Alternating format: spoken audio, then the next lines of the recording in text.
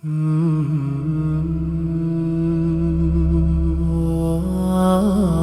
دنیا میں یہود کوشش کر رہے ہیں پوری دنیا کو کنٹرول میں لینے کی. اس کی وجہ یہ ہے کہ سب سے قدیم آسمانی مذہب یہودیوں کا ہے اور اللہ نے ان کو بہت بڑی حکومت دی تھی. میں نے بتایا نا کہ دنیا میں جو خاندانی حکومتیں رہی ہیں وہ مذہبی ہی رہی ہیں.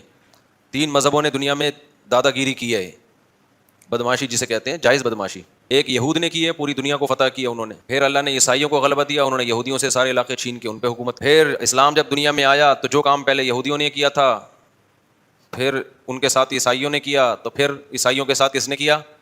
مسلمانوں نے. اچھا, کمال کی بات یہ ہے کہ مسلمانوں کی یہودیوں سے لڑائیاں نہیں ہوئی ہیں, بہت کم, صرف نبی کے دور میں تو ہوئیں وہ خیبر میں اور بنو قریظہ وغیرہ سے. اس کے بعد بڑی لڑائیاں مسلمانوں کی یہودیوں سے کبھی بھی نہیں. سارا ٹاکرا عیسائیوں سے رہا ہے, کیونکہ عیسائیوں نے یہودیوں سے علاقے چھین لیے تھے, تو یہودی پھر رعایا بن کے رہتے تھے. لیکن ان کو اس بات کا غم ہے کہ یہ تو سارا ہمارا حساب کتاب تھا نا. تو قرآن میں اللہ نے بتایا ہے کہ تمہارے جو پیغمبر دنیا میں آئے وہ نیک اعمال کی بنیاد پہ اللہ نے ان کو دنیا میں حکومت دی تھی. تم نے ان کی معیت میں جہاد کیا, وہ جہاد جس کے پیچھے صحیح موٹیویشن ہوتی ہے, اس میں مجاہدین کو ایک پاور ملتی ہے. اور جب جہاد کے پیچھے صرف پیسہ رہ جائے, زمین اور حکومت رہ جائے, تو اس جہاد میں طاقت نہیں رہتی, بلکہ وہ جہاد ہی نہیں رہتا ہے. تو اب یہ لوگ کہتے ہیں ہمارے پیغمبر تھے سلیمان علیہ السلام, داؤد علیہ السلام. تھوڑا سی تاریخ بتا دیتا ہوں نا, پتہ ہی ہوگا, لیکن نئے لوگ بھی آتے ہیں. ابراہیم علیہ السلام سے اصل میں تو تاریخ شروع ہوتی ہے نا, جو پیغمبروں کی جو ہمیں ملتی ہے. ویسے تو اس سے پہلے بھی پیغمبر آئے ہیں, لیکن جو دنیا میں زندہ قومیں ہیں ان کی ہسٹری کہاں سے ملتی ہے ہمیں؟ ابراہیم علیہ السلام. اس سے پہلے کی ہمیں ویسے کتابوں میں تو تھوڑا بہت تذکرہ مل جائے گا, من حیث القوم کوئی قوم نہیں ہمیں نظر آتی اب, کیونکہ وہ مذہب سارے یہودیت میں پہلے چلے گئے, اس کے بعد عیسائیت میں, اس کے بعد اسلام میں. تو ابراہیم علیہ السلام کا زمانہ آج سے تقریباً لگ بھگ 4000 سال پرانا زمانہ ہے. اوپر نیچے ہو سکتا ہے, کوئی پوری کیلکولیشن کسی کی نہیں ہے. تقریباً کتنا ہے؟ 4000 سال پرانا زمانہ.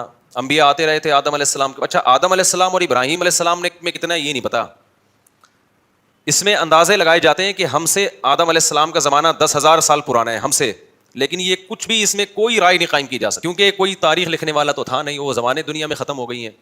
اب تو کوئی پرانی لاش ملتی ہے تو سائنسدان تحقیق کرتے ہیں کہ قبل مسیح ہے کہ بعد مسیح ہے.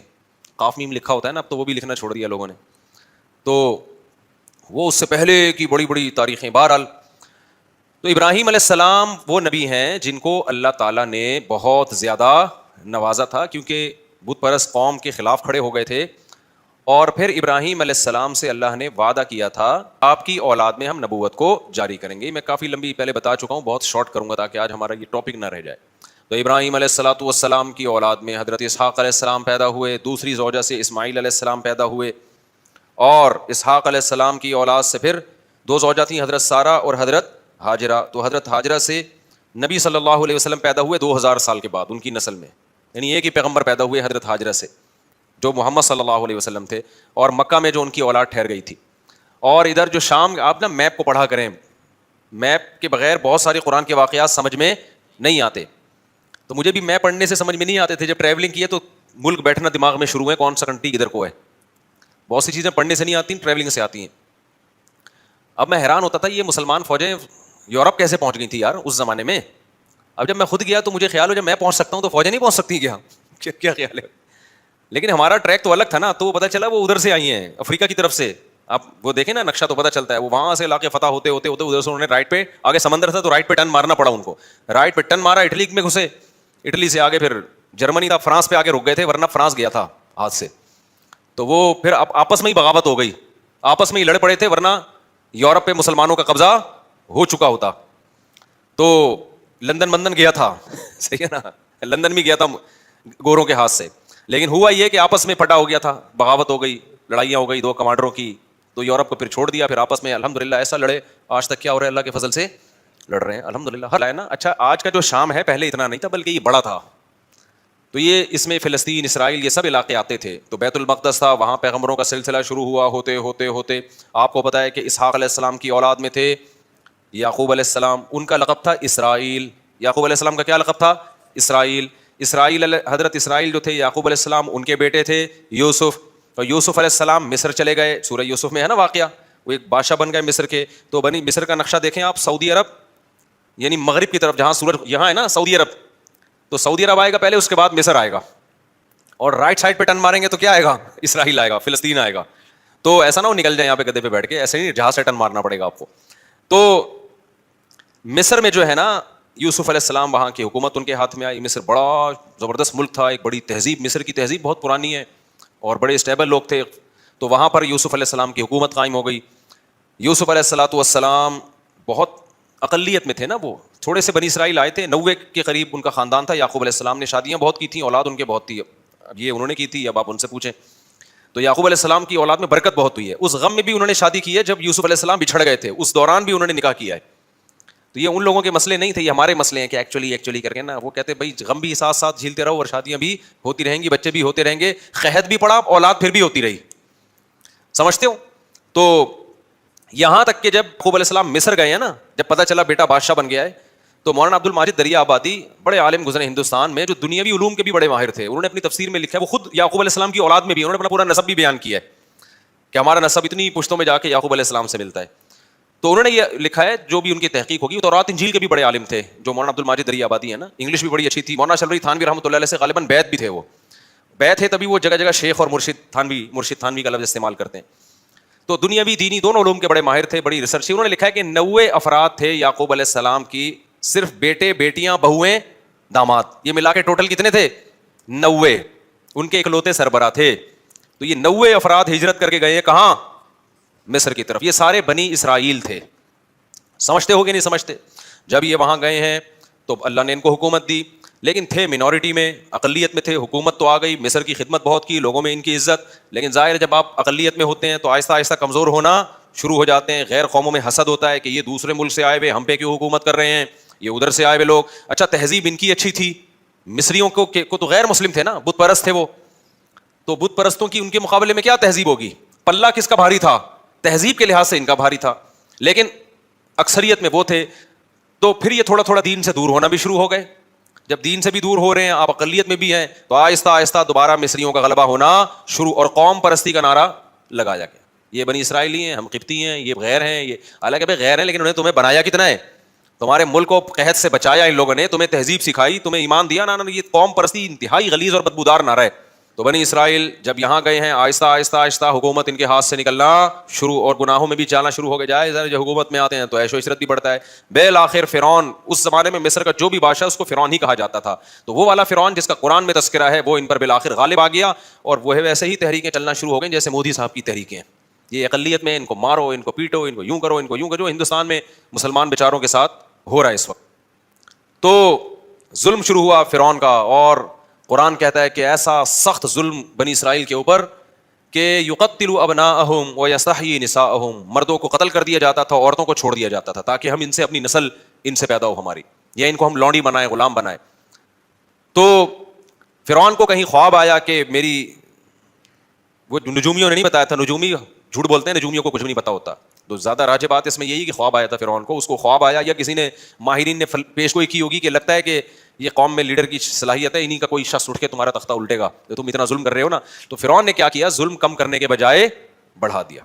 بالآخر موسیٰ کلیم اللہ پیدا ہوئے، اور اللہ نے موسیٰ علیہ السلام کو فرعون کے محل میں پلایا، اور پھر موسیٰ علیہ السلام کو نبوت ملی، اور پھر بالآخر فرعون کو اللہ تعالیٰ نے دریا میں غرق کر دیا.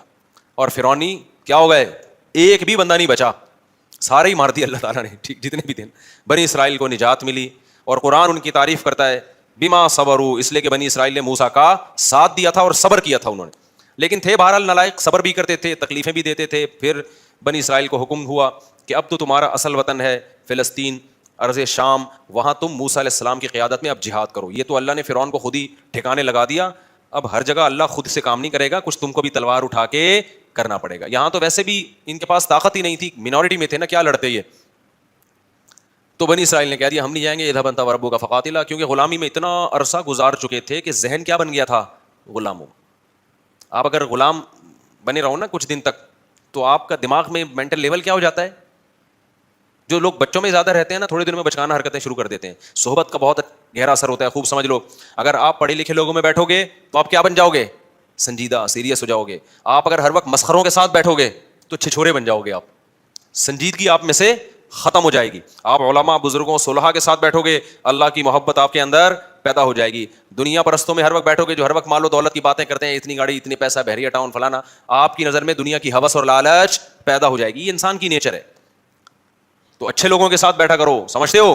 تو اللہ تعالیٰ نے بنی اسرائیل کو حکم دیا, بنی اسرائیل نے جہاد نہیں کیا, اللہ کو غضب آیا اور موسیٰ علیہ السلام نے بد دعا بھی کی, اور اللہ نے کہا یہ زمین ان پر حرام ہے. 40 سال تک وادی تیہ میں اسی طرح سے یہ تڑپتے رہیں گے.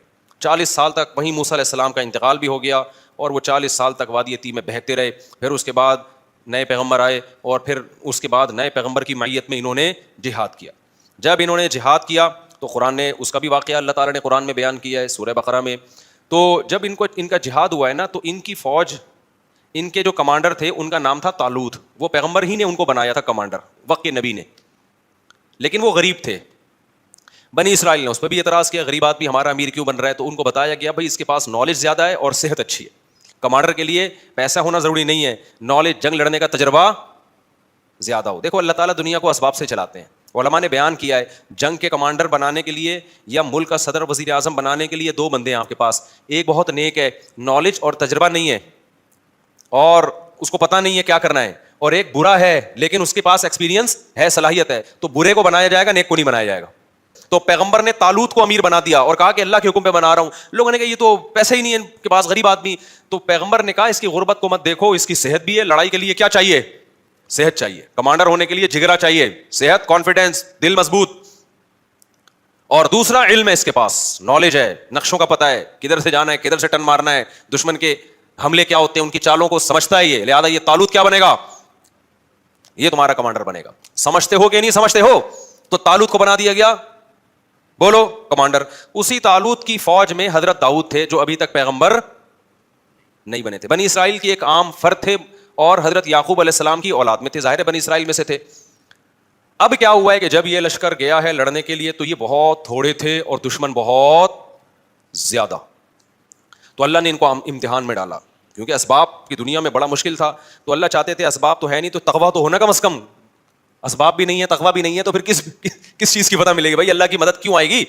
افغانستان میں طالبان نے امریکہ کو بھگا دیا نا, تو اسباب تو نہیں تھے, لیکن اس اسباب کی تلافی کس چیز نے کی ہے؟ اللہ کے خوف نے, آخرت کی لالچ نے.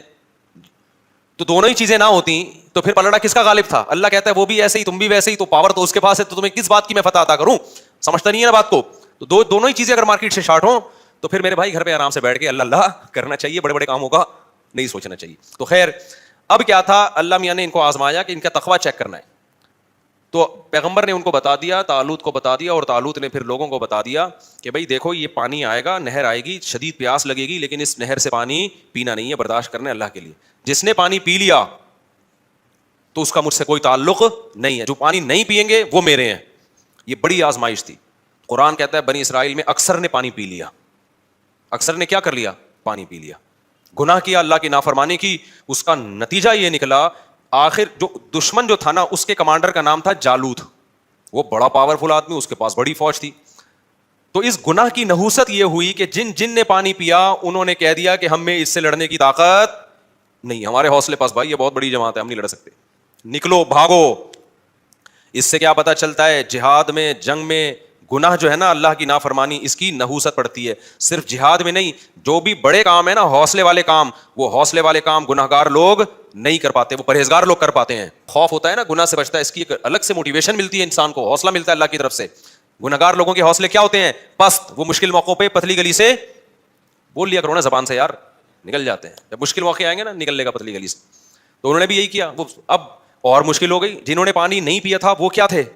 بہت تھوڑے, وہ اور تھوڑے رہ گئے. ان کے تو حوصلے پست ہو گئے. لا طاقت لنا اليوم بجالوت وجنودی, ہم میں جالوت اور اس کے لشکر سے لڑنے کی پاور نہیں ہے.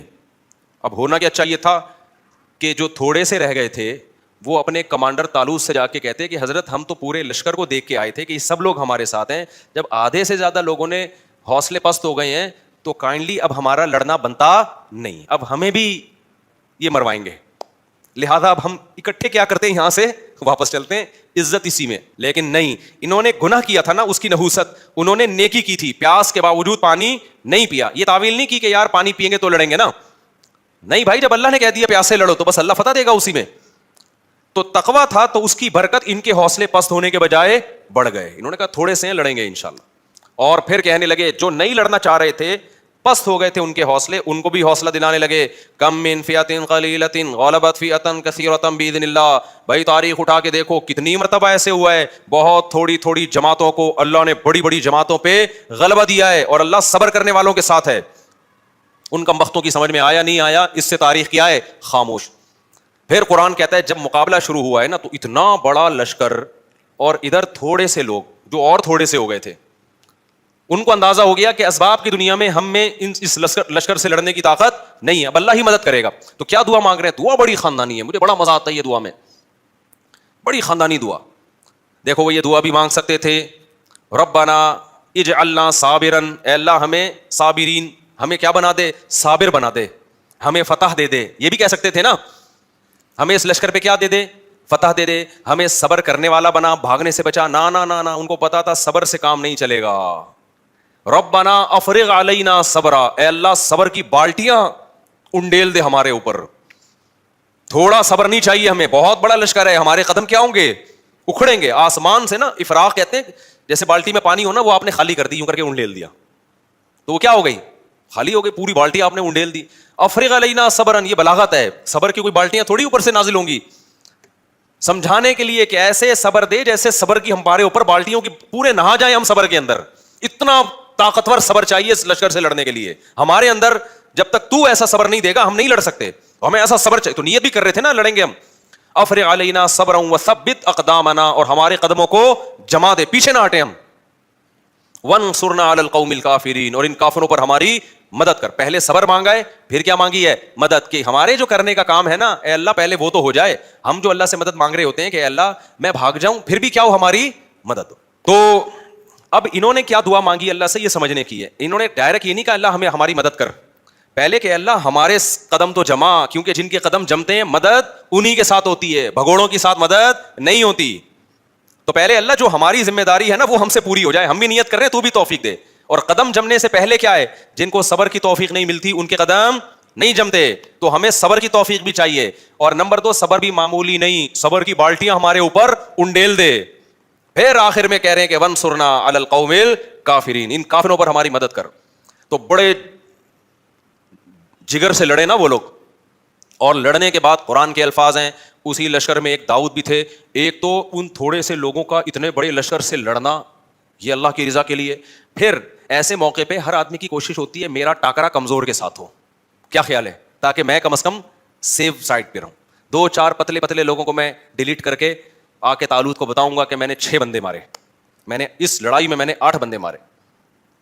ایسے باریک باریک میں لوگوں کو کیا کروں گا, تلاش. لیکن جو حضرت داؤد تھے انہوں نے کس کو ہدف بنایا, کمانڈر جالوت کو. ظاہر ہے وہ سب سے زیادہ پاورفل تھا, تو ہدف کس کو بنا رہے ہیں کہ میرا ٹاکرا کس سے ہوگا, جالوت سے ہوگا.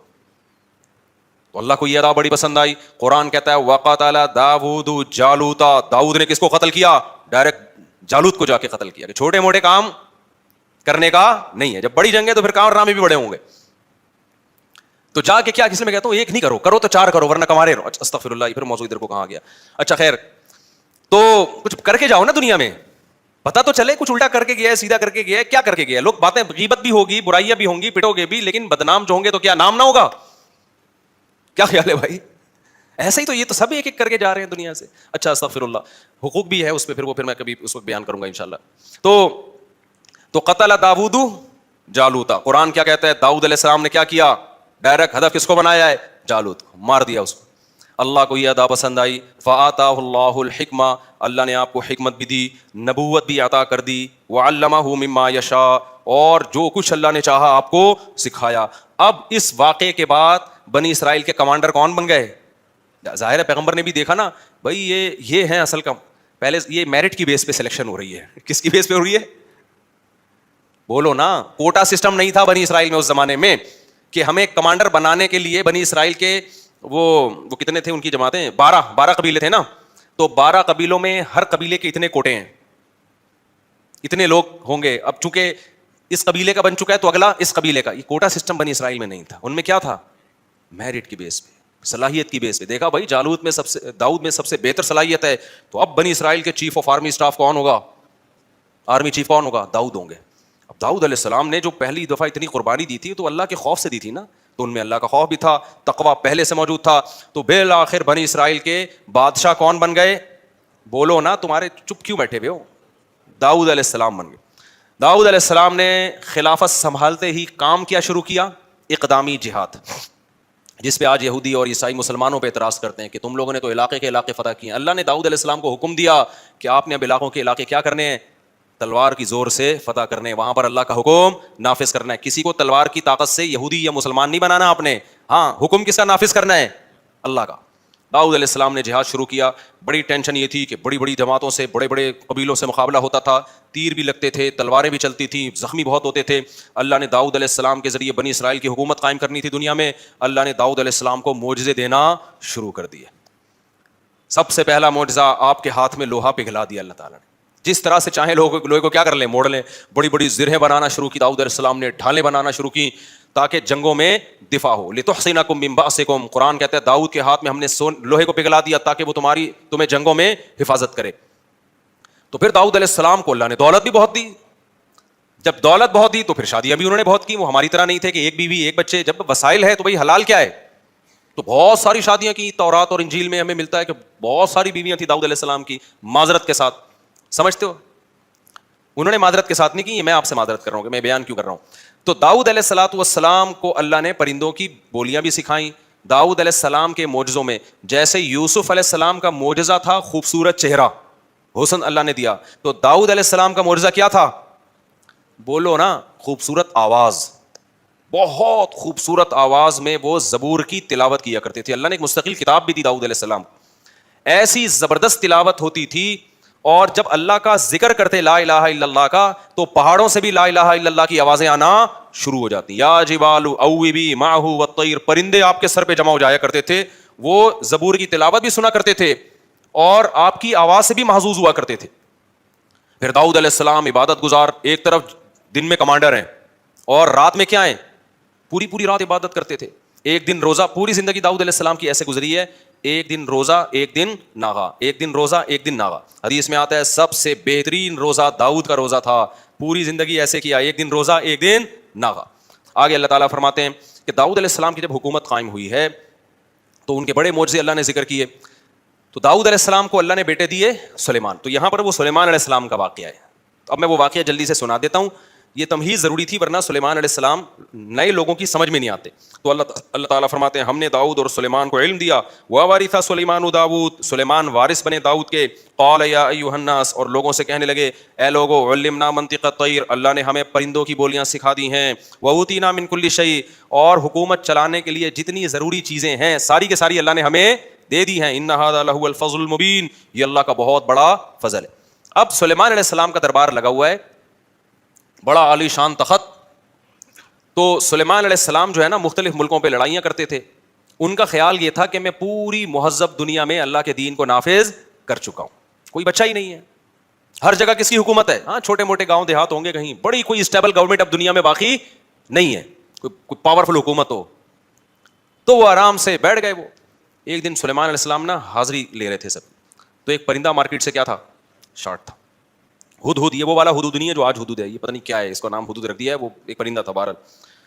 تو فقال ما لی لا اری الہدہد, سلیمان علیہ السلام نے کہا مجھے کیا ہو گیا کہ مجھے ہدہد نظر نہیں آ رہا ہے. ام کان من الغائبین, ایسا تو نہیں کہ مجھے نظر نہ آ رہا ہو, یا دوسرا آپشن یہ ہے کہ وہ مارکیٹ سے کیا ہو, شارٹ ہو. میں اس کو سخت ترین عذاب دوں گا کہ وداؤٹ پرمیشن وہ مارکیٹ سے شارٹ, جب تک اپنی غیر حاضری کی واضح دلیل لے کر نہیں آتا اس وقت تک معافی کا آپشن نہیں. فمکث غیر بعید, قرآن کہتا ہے تھوڑا ہی ٹائم گزرا تھا, اچانک ہدہد حاضر ہوا اور کہنے لگا احطت بما لم تحط به, اے سلیمان میں ایک ایسی خبر لے کر آ رہا ہوں جس کا آپ کے پاس علم نہیں ہے, اس لیے مجھے دیر ہو گئی تھی. ایک بہت امپورٹنٹ خبر لے کر آیا ہوں آپ کے پاس. وجئتک من سبأ بنبأ یقین, ملکہ سبا ہے, ایک پوری ریاست ہے, ایک پوری حکومت ہے, اور اس کی ایک ملکہ ہے, اس کا نام سبا ہے. اس کی میں انکوائری کرنے گیا ہوا تھا, اس لیے میں مارکیٹ سے کیا ہو گیا, شارٹ ہو گیا. اور یقینی خبر ہے, اس میں جھوٹ. یہ اس لیے یقینی کہہ رہے ہیں کہ ماننے والی بات نہیں ہے کہ سلیمان علیہ السلام جن کی ہواؤں پہ حکومت, جنات ان کے تابع, دنیا انہوں نے سیر کی بھی ہے, دیکھی بھی ہے, اور ایک پوری پراپر پاورفل ریاست کا ان کو پتہ ہی نہ ہو. تو اس لیے اس کا امکان تھا سب کہیں گے بھائی یہ مذاق کر رہا ہے, یہ جھوٹ بول رہا ہے, یہ غیر حاضری کی ایک جھوٹی وجہ پیش کر رہا ہے. ایسا ہو نہیں سکتا کہ سلیمان علیہ السلام کو بتانا ہو, جنات بھی آ کے نہ بتا سکے ہوں, اور یہ حدود خبر لے کر آ گیا. اس لیے حدود نے کہا انی وجدت امرأۃ, میں نے ایک لیڈیز کو دیکھا ہے, ایک لیڈی دیکھی ہے, ٹھیک ہے نا, تملکہم, جو ان کی مالک ہے, وأوتیت من کل شیء, جیسے اللہ نے آپ کو تمام اسباب و وسائل دیے ہیں نا, اس کو بھی تمام اسباب, اور بس پاورفل ریاست ہے, چھوٹی موٹی ریاست نہیں ہے. چھوٹا موٹا ہوتا, کہیں کوئی سردار جی حکومت کر رہے ہوتے ہیں, ہم کہتے ہیں چلو یار بڑی بڑی ریاستوں سے چھوٹے موٹے گاؤں اجھل ہو جاتے ہیں نظروں سے, پوری اتنی بڑی ریاست ہے. وَلَهَا عَرْشٌ عَظِيمٌ, بہت بڑا عالی شان تخت ہے اس کا. تخت سے بھی پہلے زمانے میں اندازہ لگایا جاتا تھا کہ یہ کتنا, کیونکہ بڑے ہیرے جواہرات جڑے ہوئے ہوتے تھے اس میں. وَجَدتُّهَا وَقَوْمَهَا يَسْجُدُونَ لِلشَّمْسِ, میں نے اس کو اور قوم کو دیکھا وہ سب سورج کو سجدہ کرتے ہیں. یعنی ہدہد کو بڑا غصہ آ رہا ہے کہ یہ مارکیٹ میں ہو کیا, کیونکہ وہ حضرت سلیمان علیہ السلام کی صحبت پہ بیٹھ کے اتنا بڑا توحید پرست کہ اللہ سے سب کچھ ہوتا ہے, اللہ کے غیر سے کچھ بھی نہیں ہوتا. اس کے تو 4 مہینے وہیں لگ رہے تھے نا, اس کے دماغ میں تو یہ بات اچھی طرح سے بیٹھ گئی تھی, بھائی کرنے والا کون ہے, اللہ. اور سلیمان علیہ السلام, اللہ نے آپ کی ذمہ داری لگائی ہے کہ پوری دنیا پہ توحید کو قائم کرنا ہے, اور آپ کی موجودگی میں ہو کیا رہا ہے, اتنی بڑی پاورفل ریاست, اور کر کیا رہی ہے, وہ اللہ کو چھوڑ کے سورج کو سجدہ کر رہی ہے. وَزَيَّنَ لَهُمُ الشَّيْطَانُ أَعْمَالَهُمْ, اور ہدہد کہہ رہا ہے کہ شیطان نے ان کے لیے ان کے عمل کو مزین کر دیا ہے. یعنی یہ کام عقل کا نہیں ہو سکتا ہے, شیطان ہی کرا سکتا ہے ایسے کام. اللہ یسجدوا للہ الذی یخرج الخبأ فی السماوات والارض. پھر حدود کو اشکال ہو رہا ہے کہ اس خدا کو سجدہ کیوں نہیں کر رہے بھائی. دیکھو حدود میں بھی یہ مزار پرستوں سے زیادہ اللہ نے عقل رکھی ہے. خیر, سلیمان علیہ السلام نے کہا سننظر, ہم دیکھیں گے بھائی. تو سننظروا, سلیمان علیہ السلام نے کہا میں دیکھوں گا, اصدقت ام کنت من الکاذبین, تو سچ کہہ رہا ہے یا جھوٹ کہہ رہا ہے. اذهب بکتابی ھذا, یہ میں خط لکھ رہا ہوں, یہ تو ملکہ سبا کے پاس لے جا. سلیمان علیہ السلام کو پتا تھا اس کو لکھنا پڑھنا نہیں آتا ہے, اگر وہاں سے کوئی جواب آیا تو اس کا مطلب واقعی ملکہ سبا ہے, جواب ہی نہیں آیا, اس کا مطلب کیا کر رہا ہے, ایسی باتیں کر رہا ہے بیٹھ کے. تو اذهب بکتابی ھذا, یہ میرا خط لے کے جا ملکہ کے پاس, اور پھر فانظر ماذا یرجعون, دیکھ وہ جواب کیا دیتے ہیں. وہ گیا ہدہد, ملکہ سبا کی جھولی میں خط ڈال دیا اس نے. پہلے ملکہ سبا نے کہا یا ایھا الملأ انی القی الی کتاب کریم, اے میرے درباریوں, اس نے پورا اجلاس بلایا, مجھے ایک معزز خط وصول ہوا ہے. کتنی ذہین عورت تھی, خط کے مضمون سے اندازہ ہو گیا کہ یہ کسی چھوٹے آدمی کا خط, یہ فیک بھی نہیں ہے. خط کے انداز بھی ہوتا ہے نا, اسٹائل, اس کا مضمون, اس کے پاس ہو سکتا ہے وہ زبان جانتی ہو, یہ بھی ممکن ہے ترجمان بیٹھے ہوئے ہوں. تو قرآن تو واقعے کے بہت سارے پہلوؤں کو حذف کر دیتا ہے نا, کوئی ٹرانسلیٹر بیٹھے ہوئے, انہوں نے ترجمہ کر کے بتایا ہو. بار اس نے یہ اجلاس بلایا اور اس نے کہا کہ یہ معمولی خط نہیں ہے, بہت ہی معزز خط ہے, کسی بڑے آدمی کا لگ رہا ہے. انہ من سلیمان, اور اس کا مضمون یہ ہے کہ یہ سلیمان کی طرف سے ہے. وانہ بسم اللہ الرحمن الرحیم, مجھے بڑا مزہ آتا ہے یہ آیت پڑھنے میں. اور اس خط کا مضمون یہ ہے, شروع اللہ کے نام سے جو بڑا مہربان اور نہایت. خدا کی قسم یہ سینٹینس گورے اور ہندو کے پاس نہیں ہے. آدھی ٹینشن اسی جملے سے مسلمان کی دور ہو جاتی ہے.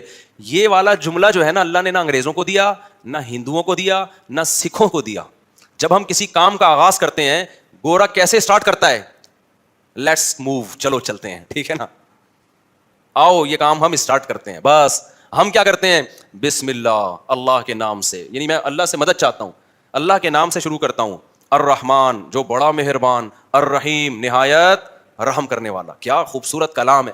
اب جب ملکہ سبا نے دیکھا نا, پہلی مرتبہ اس نے بھی اللہ کا نام سنا, انہ من سلیمان, یہ کس کی طرف سے ہے, سلیمان کی طرف سے. وانہ, اس کا مضمون کیا ہے, بسم اللہ الرحمن الرحیم, شروع کرتا ہوں اللہ کے نام سے جو بڑا مہربان اور نہایت رحم. اللہ کو اپنی یہ صفات پسند ہیں, اور نہایت رحم کرنے والا ہے. آگے مضمون کیا ہے, مضمون بڑا خاندانی ہے. آگے ہونا یہ چاہیے تھا, بڑی لمبی چوڑی باتیں ہوتی ہیں. ملکہ سبا, میں نے سنا ہے تم جو ہے تم پہ کوئی قرضے ورضے چڑھے ہوئے ہیں, تو میں ایکچولی تمہاری مدد کرنا چاہتا ہوں. یا ایسا ہے کہ تم سورج کی عبادت کرتی ہو, تو ایکچولی دیکھو سورج جو ہے نا اس قابل نہیں ہے کہ اس کی عبادت کی جائے. کیا خیال ہے, یہ تمہیں چاہیے کہ ریونڈ میں اجتماع ہونے والا ہے, ایک چکر وہاں لگا دو. یہ خواتین کی ایک جماعت نکل رہی ہے, کائنڈلی آپ تھوڑا سا وہاں ٹائم لگا لیں. سب کچھ ٹھیک تھا نا, لیکن بادشاہ ہے نا, ٹو دا پوائنٹ بات, مختصر اور بولو پر اثر. زیادہ لمبی ہم تو کریں گے لمبی بات, بادشاہ لوگ تھوڑی کرتے ہیں. کتاب کریم ہے نا, معزز خط ہے, انتہائی مختصر ٹو دا پوائنٹ بات. وہ کیا بات ہے, اللہ تعالی علیہ, سرکشی مت کرو, واتونی مسلمین, بندی بن کے چلی جاؤ. آئی بات سمجھ میں, فرما بردار, یعنی اپنی حکومت چھوڑ دو. نہیں یہ بات سمجھ میں, حکومت کی چابیاں کس کے حوالے کر دو, ہمارے حوالے کر دو. فوج کس کے حوالے کر دو؟ ہمارے حوالے کر دو. عزت کے ساتھ یہ کام کر لو گے تو زیادہ اچھا ہو جائے گا. ورنہ پھر ہوگا تو بعد میں بھی, لیکن وہ آپ کی صحت کے لیے کیا ہوگا. وہ جب پاور ہوتی ہے نا تو اس اسٹائل میں بات کی جاتی ہے. سلیمان علیہ السلام کے پاس پاور تھی, ملکہ سبا بھی پاورفل تھی, وہ بھی طاقت کے نشے میں تھی. تو سلیمان علیہ السلام نے اس سے کیا کہا؟ مضمون اتنا ہے, اللہ تعالی علیہ سرکشی مت کرو, وہ اتونی مسلمین, مسلم بن کے فرما بردار بن کے چلی آؤ, باقی باتیں ہمارے محل میں انشاءاللہ ہوں گی. تو قالت یا ایھا الملأ افتونی فی امری, اس نے فوراً اجلاس بلایا. یہ اس کی ذہانت کا پہلا پوائنٹ ہے. فوراً فیصلہ نہیں کیا کہ بھائی یہ بات کیسے کر رہے ہیں یار, یہ کوئی بات کرنے کا انداز ہے, بندی بن کے چلی آؤ, ٹھیک ہے نا, اللہ کے نام سے جو بڑا مہربان نہایت رحم کرنے والا. ہم تو سورج کو مانتے ہیں, سورج کا تو کہیں تذکرہ ہے ہی نہیں. ہم تو سورج کی عبادت کرنے والے لوگ ہیں, ان کا سورج کا تو تذکرہ ہی نہیں. چلو اللہ کا تذکرہ کیوں کر دیا پھر اگر سورج کا نہیں کرنا تھا. اور یہ کون سا اسٹائل ہے؟ اللہ تعالی علیہ سرکشی مت کرو, فرما بردار بن کے چلی آؤ. بس فوراً فوجیں بھیجو, خط کو پھاڑا جیسے وہ ہرقل نے کیا تھا. تو فوراً جو ہے نا بس فیصلہ ہوگا, میزائلوں اور توپوں کا رخ کہاں کر دو؟ ادھر کو کر دو. نہ قرآن کیا کہتا ہے؟ امرہم شورا بینہم, اہل ایمان جب بھی اہم فیصلے کرتے ہیں تو پہلے کیا کرتے ہیں؟ مشورے. آپ بھی یہی کیا کریں. ما کنت قاطعۃ امرا, میں اس وقت تک فیصلہ نہیں کروں گی جب تک تم حاضر نہیں ہوگے اس میں مشورے میں. مطلب یہ نہیں ہے, یہ نہیں کہہ دیا کہ مجھے تو ایکچولی سمجھ میں ہی نہیں آ رہا, تم کرو جو فیصلہ کرنا ہے. تو بھائی ہم نے تمہیں اپنا باپ اس لیے تھوڑی بنایا کہ فیصلے ہم کریں گے بیٹھ کے. آج یہی ہو رہا ہوتا ہے بہت سی جگہوں پہ. جو امیر ہے, جو سردار ہے, جو قوم کا بڑا ہے, اس میں ڈیسیجن پاور ہی نہیں ہوتی. ادھر جا رہا ہے وہ اس کو سمجھا رہا ہے تو ادھر کو لڑک رہا ہے, وہ ادھر سمجھا رہا ہے تو ادھر کو لڑک رہا ہے, وہ ادھر سمجھا رہا ہے تو ادھر کو لڑک رہا ہے, وہ ادھر سمجھا رہا ہے تو ادھر کو لڑک رہا ہے. پھر پریشان ہو رہے ہیں میں کیا کروں. تو فیصلے کی پاور ملکہ سبا نے اپنے ہاتھ میں رکھی ہے. سارے بیٹھ گئے نا, فوج کے commander, chief of army staff اور نیوی, ایئر فورس, اس زمانے کی جو بھی ایئر فورس ہوگی, جو بھی اس زمانے میں فوجیں ہوا کرتی تھیں, سارے بڑے بڑے آفیسرز آ کے ملکہ سبا کے دربار میں آ کے, جنگ کے جو ماہرین تھے ظاہر ہے انہیں کو بلایا ہوگا نا, مشورہ ہمیشہ اس کے اہل سے لیا جاتا ہے. تو وہ کہنے لگے نحن اولو قوت و اولو بأس شدید. دیکھ ملکہ, جنگ لڑنے کے لیے دو چیزوں کا ہونا ضروری ہے. ایک ایکسپیرینس ہو جنگوں کا, نمبر دو صرف تجربہ نہ ہو بلکہ پاور بھی ہو. دو چیزوں سے جنگ ہوتا ہے نا. ایک آدمی کے پاس طاقت تو ہے, بہت زبردست پاورفل ہے, تجربہ نہیں ہے جنگ لڑنے کا, پٹے گا وہ بھی برے طریقے سے.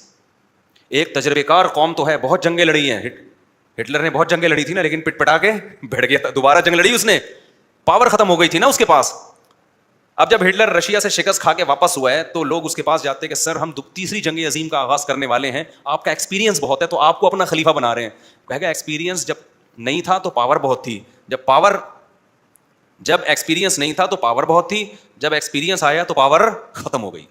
تو انہوں نے کہا دیکھ ملکہ سبا, دو چیزیں چاہیے لڑنے کے لیے, ایک پاور اور ایک ایکسپیرینس.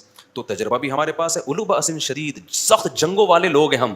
یہ جو اتنی بڑی ریاست بنی ہے ایسے ہی تھوڑی بن گئی, ہم لوگ سخت جنگوں والے کا کیا مطلب؟ یہ تو جنگیں تو ہم لڑتے رہتے ہیں, کوئی اتنا بڑا مسئلہ نہیں ہے. اولو قوتین, اور پاورفل بھی لوگ ہیں, شکست خوردہ لوگ نہیں ہیں. اس میں انہوں نے اشارہ کر دیا کہ اگر تو حملہ کرنا چاہے گی, آرڈر دے گی, تو یہ نہ ذہن میں رکھنا کہ ہمیں شکست ہو جائے گی. ہمیں شکست انشاءاللہ, ان کا انشاءاللہ ان کے حساب سے, وہ تو غیر مسلم تھے, شکست نہیں ہوگی. والامر الیک, لیکن معاملہ تیرے حوالے ہے. فانظری ماذا تأمرین, جو حکم تو دے گی اس کے بارے میں تو غور کر لے, ہم اس حکم کو فالو کریں گے. جذباتی بھی نہیں ہے کہ ملکہ سبا نے کہہ دیا جنگ نہیں کرنی تو ہم کو بغیرت لوگ ہیں کیا, ایسا ہوتا ہے نا. ابے ہماری تو ملکہ صاحبہ نے ہماری تو پوری دنیا میں مٹی پلید کر دی, ہمارا تو امیج ہی دنیا میں کیا کر دیا, ایک خط پہ ڈر گئی, ایک خط پہ کیا ہے, ڈر گئی.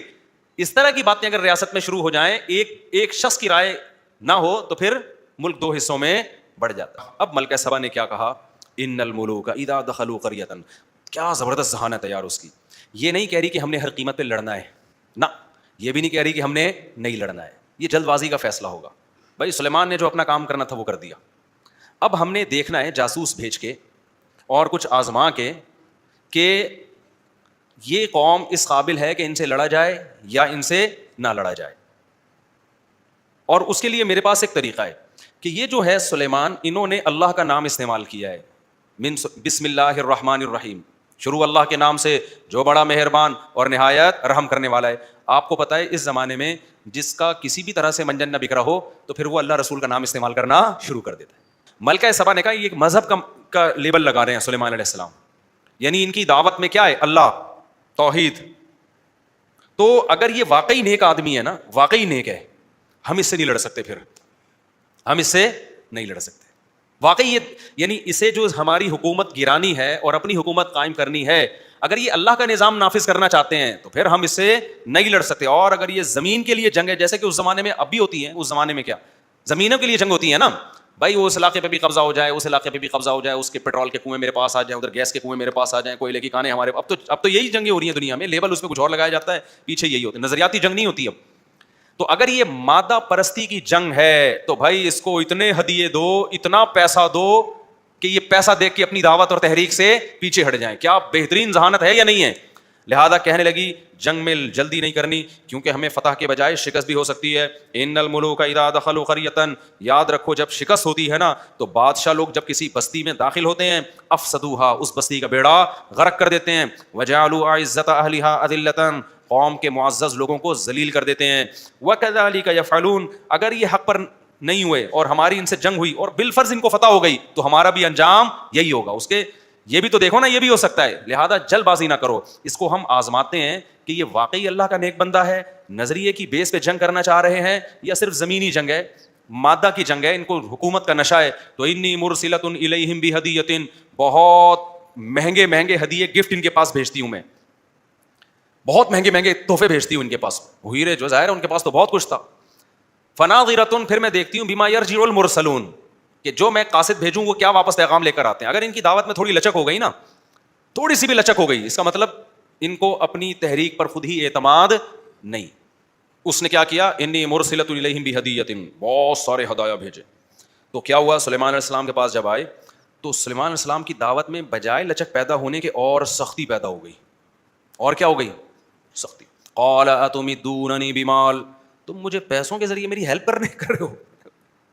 یہ کیا کر رہے ہو بھائی, میں بات تم سے کیا کر رہا ہوں, اللہ کی بات کر رہا ہوں, توحید کی بات کر رہا ہوں. شرک چھوڑ دو, انسان بچ کے انسان کا بچہ بن کے کیا ہو, چلی آؤ, اور تم مجھے پیسے دے رہی ہو.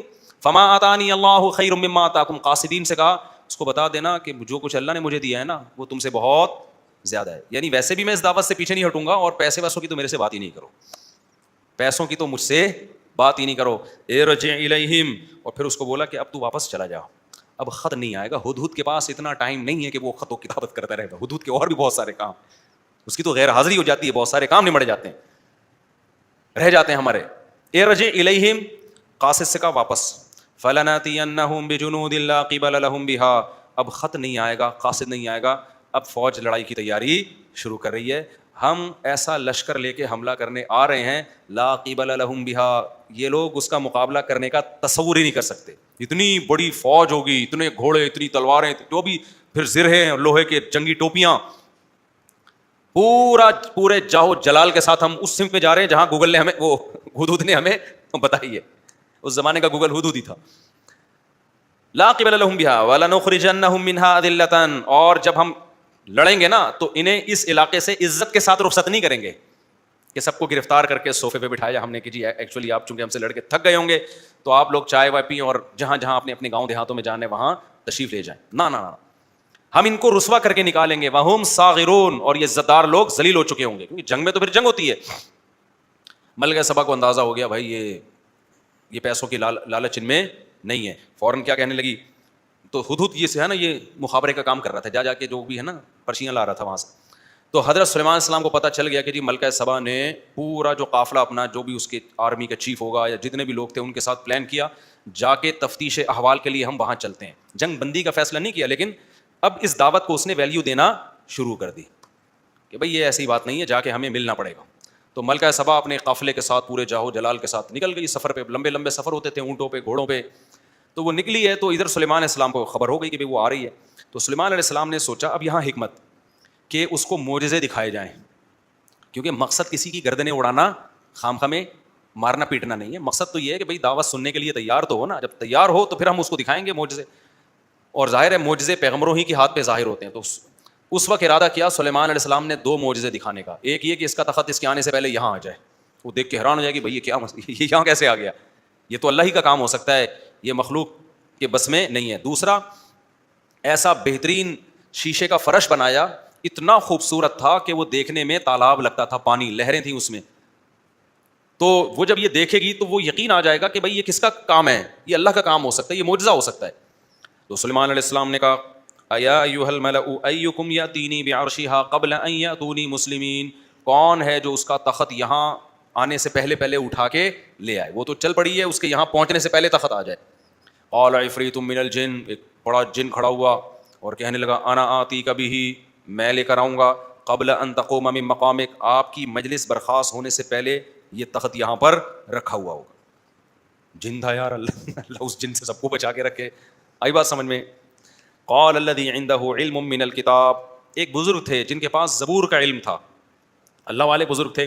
انہوں نے کہا, انسان تھے وہ, انہوں نے کہا انا آتیک بہ قبل ان یرتد الیک طرفک, حضرت یہ کہہ رہا ہے کہ میں اس کے یہاں پہنچنے سے پہلے لاؤں گا, یہ جن ہے, آپ کی پلک جھپکنے سے پہلے آپ کے سامنے تخت حاضر. یہ کہا اور تخت حاضر, کیونکہ پلک جھپکنے میں تو بس کہنے کی دیر لگتی ہے نا, اور تخت کیا تھا بولو, حاضر. اٹ از کالڈ کرامت اس کو. تو وہ کہہ رہے ہیں یہ میرے رب کا فضل ہے, لیبلونی, وہ مجھے آزمانا چاہتا ہے, اشکر ام اکفر, کہ میں شکر ادا کرتا ہوں یا ناشکری. اس سے پتہ چلتا ہے بھائی جب بھی کوئی بڑی نعمت آپ کو ملے تو دو طرح کے لوگ ہیں, کچھ اللہ کو بھول جاتے ہیں, انجوائے کرنے لگتے ہیں لائف کو, اور کچھ کہتے ہیں یہ اللہ نے مجھے نعمت دی اس لیے ہے, مجھے دیکھ رہا ہے کہ میں اللہ کو بھولتا تو نہیں ہوں, لہٰذا وہ اللہ کو اور زیادہ یاد کرنا شروع کر دیتے. تو کہنے لگے قال نکروا لها عرشها, سلیمان علیہ السلام نے کہا کہ اس کا جو تخت آیا ہے نا تھوڑا سا چینج کر دو, تھوڑا سا ہم اس کو ایک سرپرائز دینا چاہتے ہیں, ورنہ آتے ہی پہچان جائے گی میرا تخت یہاں کہاں سے آ گیا بھائی. تو بعض دفعہ یہ ہوتا ہے نا, تھوڑا سرپرائز دے کے جب بتائیں گے تو پھر وہ زیادہ یقین کرے گی کہ یہ کس کا معجزہ ہے, یہ پیغمبر کا معجزہ, اور یہ واقعی اللہ کے پیغمبر ہیں. تھوڑا سرپرائز دو اس کو. نکروا لها عرشھا, تھوڑا سا اس میں چینجنگ کر دو, یہ والے ہیرے جواہرات ادھر کو تھوڑے سے ادھر کو ایک پایا, یہ والا ادھر کر دو, تھوڑی سی چینجنگ کر دو. قال نکروا لها عرشھا ننظر اتهتدی ام تکون من الذین لا یهتدون, ہم دیکھنا چاہتے ہیں اس کے سیٹنگ تھوڑی چینج کر دو تخت کی, ہم دیکھنا چاہتے ہیں کہ ملکہ سبا آتے ہی یہ تخت پہچان جاتی ہے یا نہیں پہچانتی, ان کے مینٹل لیول اور آئی کیو لیول کو ہم جانچنا چاہتے ہیں. سلیمان السلام بھی دیکھو پورا دیکھ رہے ہیں کہ بھائی اس کا لیول کتنا ہے کسی چیز کو سمجھنے کا. فلما جاءت, جب وہ قافلہ آیا, قیل اھکذا عرشک, ہمارا کوئی صوفی ہوتا, جیسے آج کل صوفی ٹائپ کے لوگ ہوتے ہیں, لیڈیز دیکھ کے بھاگ جاتے پورے محل سے کہ عورت سے پردہ کیا ہے اسلام میں. تو فلما جاءت, جب وہ آئی تو قیل, اس سے کہا گیا اھکذا عرشک, ذرا آپ بتائیے کہ آپ کا تخت بھی اسی طرح کا ہے. قالت کأنہ ہو, یہ بھی اس کی ذہانت ہے, یہ بھی نہیں کہا کہ وہی ہے, کیونکہ یہ تو پاسبل ہی نہیں تھا وہاں سے تخت اٹھا کے کیسے آ جائے, اور ظاہر ہے کچھ چینجنگ بھی ہو چکی تھی, لیکن یہ بھی نہیں کہا کہ یہ وہ نہیں ہے, کیونکہ بالکل وہی ہے, ایک دم چینجنگ کر کے, تھوڑی سی چینجنگ کر کے بالکل ویسے کیسے بنایا جا سکتا ہے. انتہائی اعتدال والی بات کی ہے, کأنہ ہو, گویا کہ یہ ویسے وہی ہے, یہ بھی نہیں کہ ویسا ہے تو ویسے میں پتہ ہے کیا ہوتا ہے, ویسے کا مطلب وہ نہیں ہے لیکن اس جیسا ہے, یہ بھی غلط ہو جاتا نا. ابے اسٹیٹمنٹ دیکھو کیسی نپی تلی, کہ اس سے بہتر اسٹیٹمنٹ اس موقع پہ ہو سکتی نہیں. اگر یہ کہتی بالکل ویسا ہے, اس کا مطلب یہ وہ نہیں ہے لیکن بالکل ویسا ہے. اگر یہ کہتی یہ وہی ہے, سوال پیدا ہوتا ہے اتنی دیر میں تخت اٹھا کے کہاں سے گیا, وہ کیسے ہے. تو اس کے لیے بہترین جو بیلنس ورڈنگ تھی وہ یہ تھی کہ انہ ہو, گویا کہ یہ وہی چیز ہے, یہ نہیں کہا انہ ہو, یقیناً یہ وہی ہے. یقیناً پہ بھی اعتراض ہوگا, اور اگر کہے کہ وہ نہیں ہے تو بھی اعتراض ہوگا. تو کأنہ ہو, گویا کہ کیا ہے, شاید یہ وہی ہے, شاید یہ کیا ہے, یہ وہی ہے. اس سے اس کے اعتدال کا اندازہ لگائیں.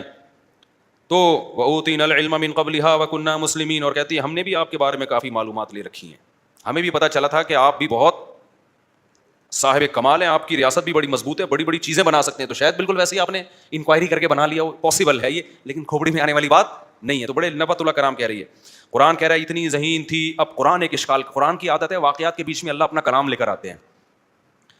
جب بھی کوئی قرآن کی تلاوت کرے گا نا تو کہے گا اللہ اتنے ذہین لوگ بھی سورج کی عبادت کرتے ہیں, اتنی ذہین کہ پہلے مشورہ ہو رہا ہے, مشورے میں بیلنس بات کر رہی ہے, پھر سلیمان علیہ السلام کو آزمانے کے لیے ہدیے بھیج رہی ہے. جب ہدیے واپس کر دی تو سمجھ گئی کہ یہ برے نہیں ہے, جا کے ہم نے تفتیش کرنی ہے. تفتیش کرنے کے لیے گئی تو عرش کے بارے میں نبی تری اسٹیٹمنٹ تو بڑی ذہین ہے. اتنے ذہین لوگ سورج کی عبادت کیسے کرتے ہیں, اللہ تو کہتے ہیں بے وقوف لوگ ہوتے ہیں جو شرک کرتے ہیں. تو اتنی بے وقوف کیسے, اللہ نے اس کا جواب دے دیا کہ تم ابھی اس کی ذہانت پہ حیران ہو رہے ہو, تو آؤ ہم بتاتے ہیں یہ سورج کی عبادت کیوں کرتی تھی. اس لیے وَصَدَّهَا مَا كَانَتْ تَعْبُدُ مِن دُونِ اللَّهِ إِنَّهَا كَانَتْ مِن قَوْمٍ كَافِرِينَ, جس قوم میں پیدا ہوئی وہ کیا تھی, وہ کافر تھے, ماحول نے خراب کر دیا. اس سے پتہ چلتا ہے اچھے بھلے لوگوں کی کھوپڑی ماحول اینڈ انوائرمنٹ کیا کر دیتا ہے, خراب. لَهَدْخُلِ الصَّرْحَ, پھر اس اب اچھا ملکہ سبا ابھی تک جو ہے نا سلیمان علیہ السلام پر ایمان نہیں لے کے آئی ہے, ابھی بھی تحقیق چل رہی ہے. اور سلیمان علیہ السلام ایک سے بڑھ کر ایک, وہ سمجھ گئے کہ یہ ملکہ ہے یہ جو ہے نا, جب تک اس پہ پوری طرح ریاست کے بھرم نہیں ہوں گے نا, یہ نہیں, ہر ایک کے سمجھانے کا طریقہ دوسرے سے مختلف.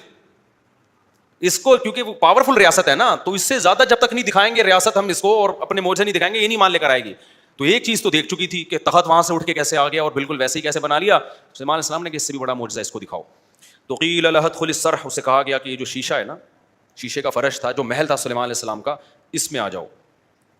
فلما رأتہ, اس نے جب وہ محل دیکھا اور وہ شیشے کا فرش دیکھا, تو حسبتہ لجۃ, اسے لگا کہ پانی کی موجیں ہیں. ایسے اس میں کوئی لائٹنگ تھی یا کیا تھا کہ وہ کیا لگا اس کو, بہت خوبصورت بنایا تھا نا. اس سے یہ بھی پتہ چلتا ہے کہ بھائی اگر آپ کے پاس وسائل ہیں تو پرتعیش زندگی اسلام میں حرام, بولو نا.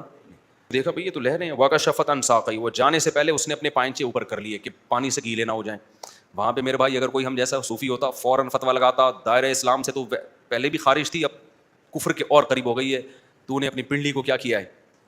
حالانکہ وہ ضرورت کے لیے کھول رہی ہے نا, کہ پائنچے خراب ہو جائیں گے, گیلے ہو جائیں گے. تو وکشفت عن ساقیہ, اپنے پائنچے اس نے کیا کر لیے, اوپر کر لیے کہ پانی ہے. اسے کہا انہ صرح ممرد من قواریر, بھائی یہ پانی نہیں ہے, یہ فرش شیشوں سے جڑا ہوا فرش ہے, اس کی ڈیزائننگ انجینئروں نے اسی اسٹائل کی بنائی ہے. ایک دم اس نے کہا بھائی بس بہت ہو گیا, ایسے معجزے. قالت ربی انی ظلمت نفسی, کہنے لگی اے میرے رب, میں نے اب تک سورج کی عبادت کر کے اپنی جان پہ ظلم کیا. واسلمت مع سلیمان للہ رب العالمین, میں بھی سلیمان کے ساتھ اس اللہ پہ ایمان لے کر آئی جو تمام جہانوں کا پالنے والا. وہ یہ نہیں کہہ رہی میں سلیمان پر ایمان لے آئی, یا سلیمان علیہ السلام سے کہی میں آپ کے ہاتھ پہ توبہ کرتی ہوں, میں چھوڑتی ہوں, نہ اللہ سے توبہ استغفار. کیوں؟ اس کو پتا تھا سلیمان اپنی طرف دعوت نہیں دے رہے, کس کی طرف دعوت دے رہے ہیں, اللہ کی طرف. تو ایمان کس پہ لانا ہے, اللہ پہ. تو جیسے یہ لائے ہیں, اے اللہ ان کے ساتھ میں بھی تیرے ہاتھ پہ ایمان لے آئی. تو قرآن میں جتنے غیر مسلم بادشاہوں کا تذکرہ ملتا ہے نا, ایک ملکہ سبا کا, تو اس کے میں جلدی جلدی پوائنٹ بیان کر دیتا ہوں اس کی ذہانت کے. پہلا پوائنٹ کہ اس نے کہا یہ کتاب کریم ہے, معزز خط ہے, معزز خط. وہ اندازہ خط سے لگا لیا کہ یہ کسی چھوٹے آدمی کا خط نہیں ہے, یہ اس کی ذہانت. دوسرا, اس نے مشورے کے لیے بلایا. تیسرا, اس نے کہا کہ جب تک تمہارا مشورہ نہیں آئے گا یقینی فیصلہ نہیں ہوگا. چوتھی بات, اس نے یہ کہا کہ بادشاہوں سے جلد بازی لڑائی میں جلدی نہیں کرنا چاہیے, شکست بھی ہو سکتی ہے, اگر شکست ہو گئی تو اس کے یہ سائڈ افیکٹ ہیں. پانچویں بات کہ سلیمان کو آزمانا چاہیے, یہ بھی ہے. چھٹی بات, آزمانا کس طریقے سے چاہیے, پیسوں کے ذریعے آزمانا چاہیے. ساتویں بات, جب آزما لیا, آزمائش میں پورے اترے تو جنگ کے بجائے مذاکرات کرنے چاہیے. آٹھویں بات, عرش کے بارے میں, تخت کے بارے میں اسٹیٹمنٹ جو اس نے دی بالکل بیلنس اسٹیٹمنٹ تھی. نویں بات کہ جب اس کو مزید ایک اس نے معجزہ دیکھا تو اس کو یقین ہو گیا کہ یہ کیا ہے, یہ اللہ کے پیغمبر. اور 10ویں بات یہ کہ یہ نہیں کہہ رہی میں آپ پر ایمان لے آئی, بلکہ کیا کہہ رہی ہے, اس کو اندازہ ہو گیا سارے کام تو اللہ کر رہے ہیں, سلیمان تھوڑی کر رہے ہیں. آج کے مشرک کو یہ اندازے نہیں ہوتے, وہ نبیوں کے اس میں ڈال دیتا ہے کہ یہ نبی کر رہے ہیں یہ. تو یہ 10 پوائنٹ ہے جس سے پتہ چلتا ہے کہ وہ بہت ذہین تھی. آگے یہ واقعہ مکمل ہو گیا, آگے دوسرا واقعہ ہے. اب اس میں لوگ اکثر ایک سوال پوچھتے ہیں کہ سلیمان علیہ السلام کی ملکہ سبا سے شادی ہوئی تھی کہ نہیں ہوئی تھی. تو اس بارے میں تاریخ خاموش ہے, لیکن بخاری میں پتہ چلتا ہے کہ سلیمان علیہ السلام کی 100 بیویاں تھیں. تو جس کی 100 بیویاں ہو, 101 ہونے میں میرا خیال ہے کوئی ایشو. ویسے بھی جو ملکہ ہوتی ہے نا, اس کا کفو بادشاہ ہی ہوتا ہے, اور اسلام میں عورت کی شادی غیر کفو میں شرعاً پسندیدہ نہیں ہے. غیر کفو کا مطلب ہوتا ہے اس کے پیرالل, جس پر چاروں ائمہ کا اجماع ہے کہ عورت کا نکاح اس سے کمتر میں نہیں ہوگا, اس کے برابر یا اس سے اوپر میں ہوگا. مرد اپنے سے کمتر میں کر سکتا ہے. تو اب جو ظاہر ہے ملکہ ہے اور اتنی پاورفل ریاست کی ملکہ ہے, اگر اس کا ہسبینڈ, اگر وہ میرڈ تھی تو ہسبینڈ اس پورے واقعے میں ہمیں کہیں مکھنچو کہیں نظر نہیں آ رہا, وہ بندہ گیا کہاں, ورنہ وہ بھی آتا ہے نا. کیا خیال ہے؟ تو ہمیں وہ مارکیٹ سے کیا لگ رہا ہے, شارٹ. اس سے پتہ چلتا ہے ان میرڈ تھی. تو اب اگر ان میرڈ تھی تو یہ ہو نہیں سکتا کہ سلیمان علیہ السلام کے علاوہ اس نے کہیں شادی کی ہو. تو یہ بھی اب اس سے بھی اندازہ ہو جاتا ہے کہ نکاح کرنا اس جائز نعمتوں میں سے ہے جو اللہ نے پیغمبروں کو, جس میں بہت زیادہ وسعت دی تھی. تو اس میں یہ کہنا کہ عیاش ہے اور یہ اس کا کام شادیوں کے علاوہ کچھ بھی نہیں ہے, جب اپنے خرچے پہ کر رہا ہے اور سامنے والے کی مرضی سے کر رہا ہے, تو جو نہیں کر رہا اس پہ تو اعتراض ہونا چاہیے, اس پہ طرز آنا چاہیے, اس کے لیے قرآن خوانیاں بھی ہونی چاہیے, اس کا چہلم بھی ہونا چاہیے, اس کا سوہم بھی ہونا چاہیے.